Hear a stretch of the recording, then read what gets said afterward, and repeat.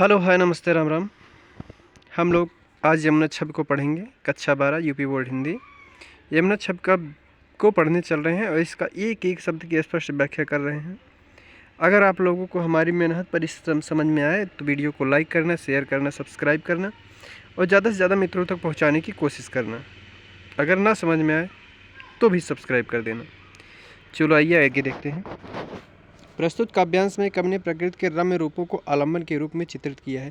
यानी कि जो इसमें कवि जो वर्णन कर रहे हैं उसमें प्रकृति का ही वर्णन है। प्रकृति के रम्य रूप यानी कि जैसे पेड़, पक्षी, नदी आदि सबको दिखाया गया। इसको आलम्बन के रूप में चित्रित किया, इसको दर्पण के रूप में चित्रित किया है। कवि को यमुना तट की संपूर्ण प्रकृति श्याममय दिखाई देती है। यानी कि कवि को जो यमुना का तट है, यमुना का किनारा है, वह पूरी तरीके से श्याममय माने यानी कि चारों तरफ कृष्ण ही कृष्ण दिखाई दे रहे हैं। यमुना जल में पड़ते जल प्रतिबिंब को अलंकार पूर्ण वर्णन यहाँ पे किया गया है। यानी कि यमुना का जो जल है उसमें जब चंद्रमा का प्रतिबिंब पड़ रहा है, चंद्रमा की परछाई पड़ रहा है, तो उसी का अलंकार पूर्व वर्णन यहाँ पे हरिश्चंद्र जी कर रहे हैं। आइए देखते हैं। तरन तंजर तर तमाल तरोवर बहु छाए। तरन माने होता है सूर्य, तंजा माने पुत्री।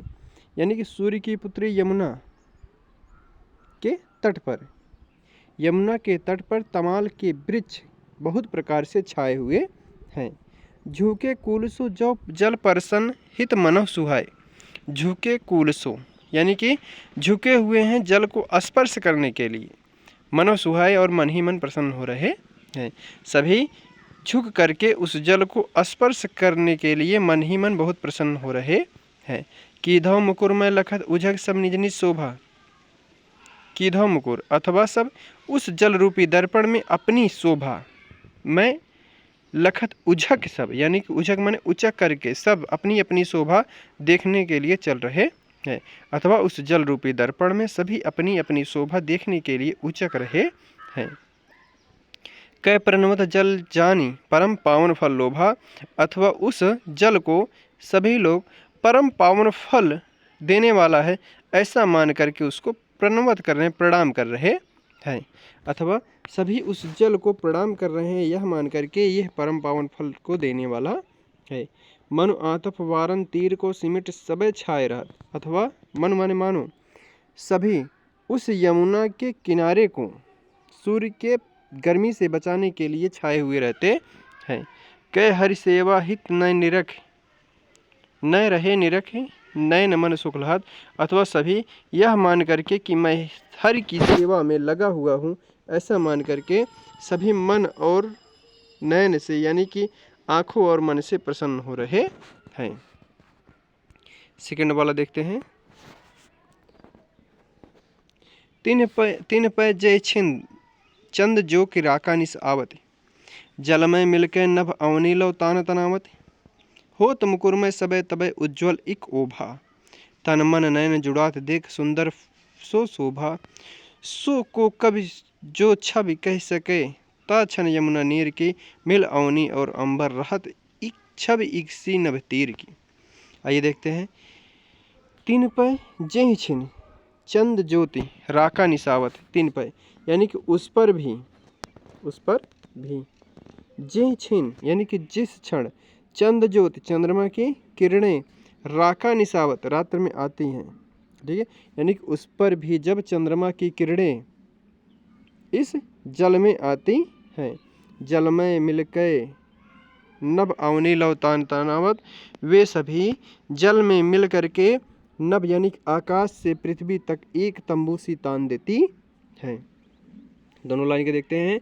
यानी कि तीन पर यानी उस पर भी जिस क्षण चंद्रमा का प्रकाश इस धरती पर आता है तो जल में मिल करके नभ से अवनी तक यानी कि नभ से पृथ्वी तक एक तंबू सी तान देती है।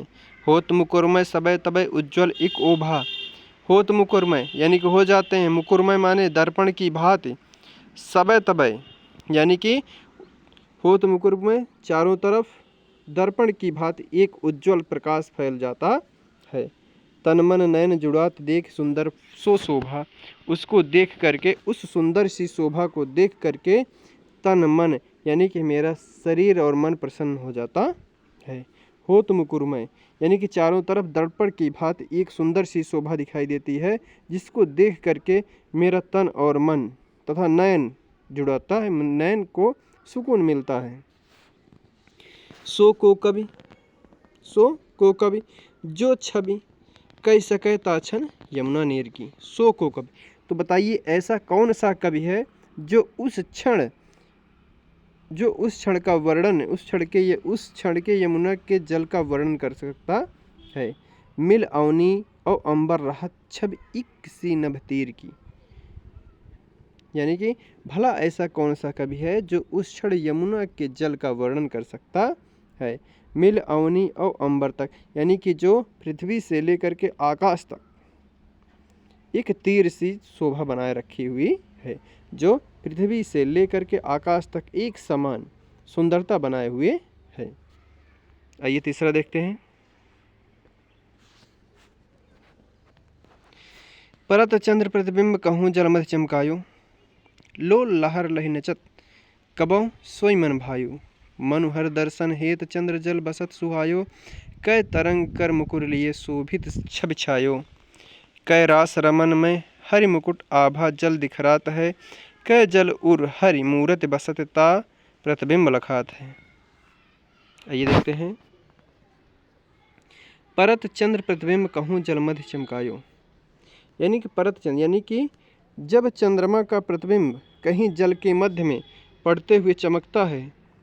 लोल लहर लहि नचत कबहुँ सोई मन भावत, कभी लोल लहर, कभी चंचल लहर, नचत यानी कि नाचते हुए मन को अत्यधिक सुकून देता है, अथवा वह चंचल लहर नाचते हुए सोई मन भायो, मन को अत्यधिक प्रसन्न कर रहा है।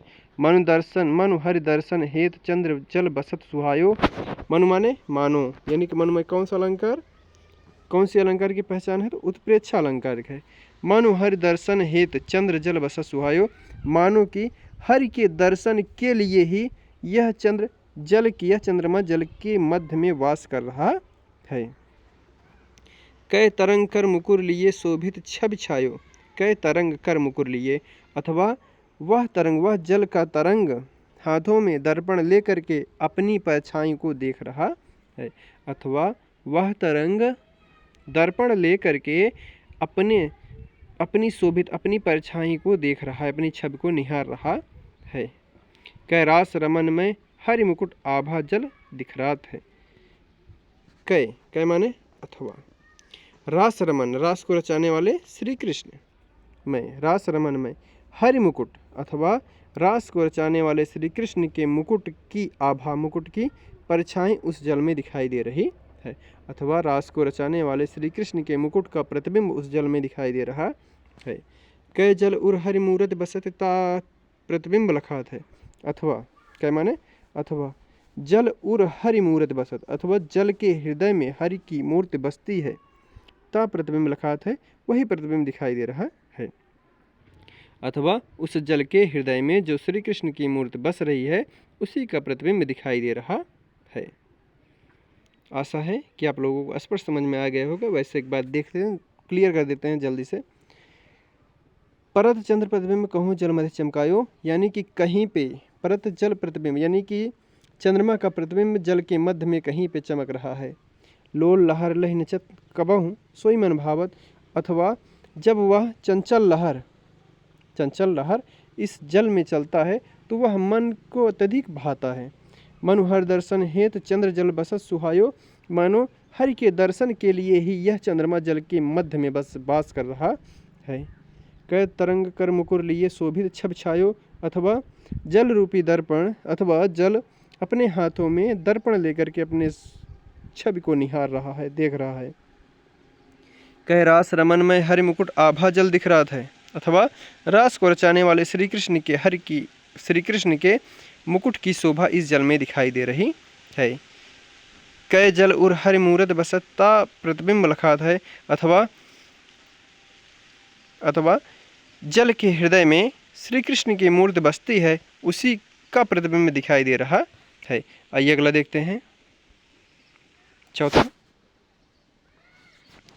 कबहु होत सतचंद कबहु प्रकटत दुर्भाजत।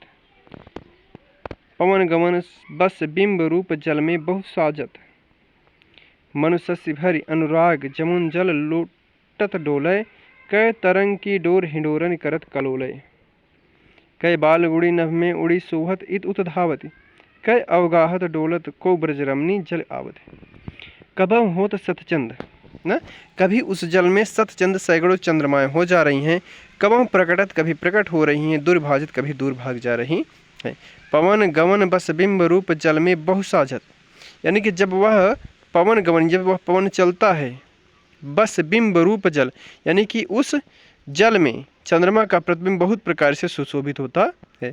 अथवा जब पवन चलता है, जब पवन चलता है तो जल के मध्य में, यानी कि जल में जो चंद्रमा का प्रतिबिंब है वह बहुत ही प्रकार से सुशोभित हो रही है। मनुष्य से भर अनुराग जमुन जल डोलत लोटत डोलय। मानो सस भारी अनुराग, यानी कि अपने मन में प्रेम भर करके, अपने मन में प्रेम भर करके जमुन के जल में लोटते हुए डोल रहा है। कै तरंग की डोर हिंडोरिन करत कलोले, अथवा कोई तरंग की डोर हिंडोरत करत कलोले, यानी कि कोई हिंडोरन, यानी कि कोई पालने की डोर लेकर के उसको हिला रही है धीरे धीरे। कै बाल गुड़ी नभ में उड़ी सोहत इत उद्धावत, अथवा कोई बच्चे की पतंग, बाल गुड़ी माने छोटी पतंग, अथवा कोई छोटी पतंग नभ में उड़ती हुई इधर उधर दौड़ रही है। कै अवगाहट डोलत कोई ब्रजरमणी जलावत, अथवा कोई ब्रज की रमणी, ब्रज की सुंदर युवती जल भर करके उस यमुना के जल से निकलती हुई चली आ रही है। एक बार आइए देखते हैं, दौड़ा करके पढ़ ले रहे हैं। कबहु होत सतचंद कबहु प्रकट दुर्भाजित, कभी वहाँ पे सैकड़ों चंद्रमाएं हो जा रही हैं, कभी प्रकट हो रही हैं, कभी दूर भाग जा रही हैं। पवन गमन बस बिंब रूप जल में बहु साजत, अथवा जब पवन चलता है तो यमुना के जल में पड़ता हुआ चंद्रमा का प्रतिबिंब बहुत प्रकार से सुशोभित हो रही है। मनुष्य से भर अनुराग जमुन जल लोटत डोले, अथवा मन माने मानो सस्य भर अनुराग, यानी कि अपने मन में प्रेम भर करके यमुना के जल में लोटते हुए डोल रहा है। कै तरंग की डोर हिंडोरिन करत कलोलय, अथवा कोई पालने की डोर को पकड़ करके उस पालने को हिला रहा है। कै बाल गुड़ी नभ में उड़ी सोहत इतु धावत, अथवा कोई छोटी पतंग नभ में उड़ती हुई इधर उधर दौड़ती हुई अत्यधिक सुशोभित प्रतीत हो रही है। कै अवगाहत डोलत कोई ब्रजरमणी जलावत, अथवा ऐसा लग रहा है कि कोई उस जल से निकल करके ब्रज की सुंदर युवती चली आ रही है। अगला देखते हैं।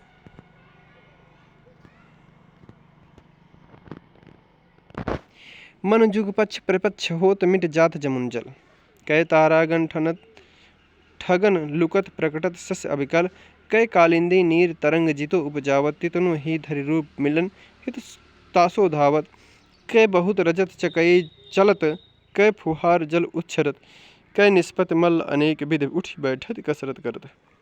मन जुग पक्ष प्रपक्ष होत मिट जात जमुन जल। मन माने मानो जुग, यानी कि जो एक पक्ष होता है, प्रपक्ष यानी कि अजोरिया और अधेरिया ना, यानी कि अथवा अजोर मन जुग, मानो जुग की भांति कभी पक्ष प्रकट होता है, कभी मिट जाता है, मिट जात जमुन जल ना, अथवा दोनों पक्ष की बात, कभी वह प्रकट होता है, कभी मिट जाता है। मानो यमुना के जल में दोनों पक्ष की भांति कभी वह प्रकट हो रहा है तो कभी मिटता है। कै तारागण ठनत लुकट प्रकटत सस अविकल, अथवा ताराओं के समूह की भांति कभी लुकत माने लुकता है, कभी छिप जाता है, कभी प्रकट होता है। अथवा कभी तारा के समूहों की भांति कभी वह प्रकट होता है तो कभी वह छिप जाता है। कै कालिंदी नीर तरंग जितो उपजावत। कालिंदी नीर माने यमुना नदी के तट पर, जितो उपजावत वह प्रकट हो रहा है, अथवा यमुना नदी के तट पर वह प्रकट हो रहा है। तितनो ही रूप धर मिलन हित तासो आवत, उतना ही रूप धारण करके वह उनसे मिलने के लिए आ रहा है। कै बहुत रजत चकई चलत, कै फुहार जल उच्छरत, अथवा कै बहुत रजई चलत, अथवा बहुत से रजत चकई, बहुत से चांदी के चकई चलते हुए जल को उछाल रहे हैं। कई निष्पत्ति मल्ल अनेक विधि उठ बैठत कसर करत, अथवा निष्पत्ति, निष्पत्ति माने निशा के पद चंद्रमा अथवा चंद्रमा, मल्ल अनेक विधि यानी कि पहलवानों की भांति अनेक प्रकार से उठते और बैठते हुए कसरत कर रहे हैं, अथवा चंद्रमा पहलवान की भांति उठक बैठक कर रहे हैं। आगे देखते हैं अगला।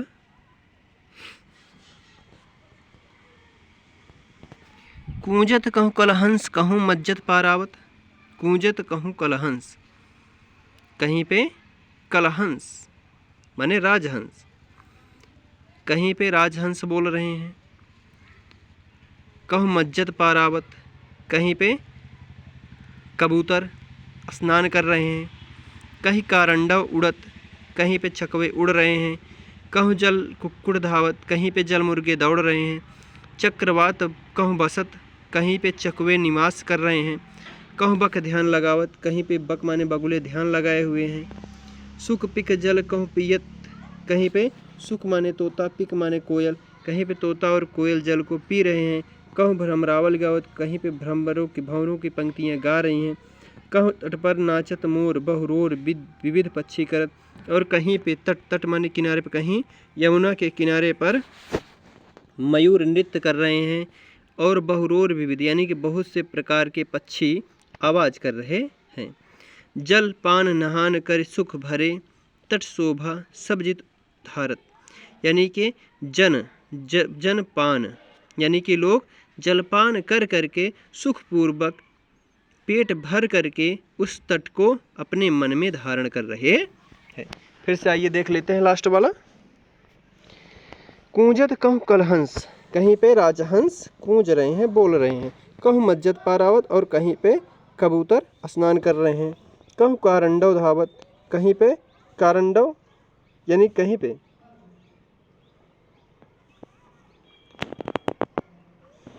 कारंडव एक पक्षी होता है लाल रंग का, कहीं पे कारंडव उड़ रहे हैं और कहीं पे जल मुर्गे दौड़ रहे हैं। चक्रवाक कहूँ बसत, कहीं पे चकवे निवास कर रहे हैं। बक ध्यान लगावत, कहीं पे बगुले ध्यान लगाए हुए हैं। सुख पिक जल कहूँ पियत, यानी कि कहीं पे तोता और कोयल जल को पी रहे हैं और कहीं पे भंवरों की पंक्तियाँ गा रही हैं। कहूँ तट पर नाचत मोर, बहुरोर विविध पक्षी करत, और कहीं पे तट पे किनारे पर मयूर नृत्य कर रहे हैं। बहुरोर विविध पक्षी करत, और पक्षियाँ विविध प्रकार की आवाज़ कर रहे हैं। जन पान नहान कर, यानी कि लोग जलपान और स्नान कर करके, पान माने जलपान, नहान माने स्नान, यानी कि लोग जलपान और स्नान करके सुखपूर्वक पेट को भर करके उस यमुना के तट को अपने मन में धारण कर रहे हैं।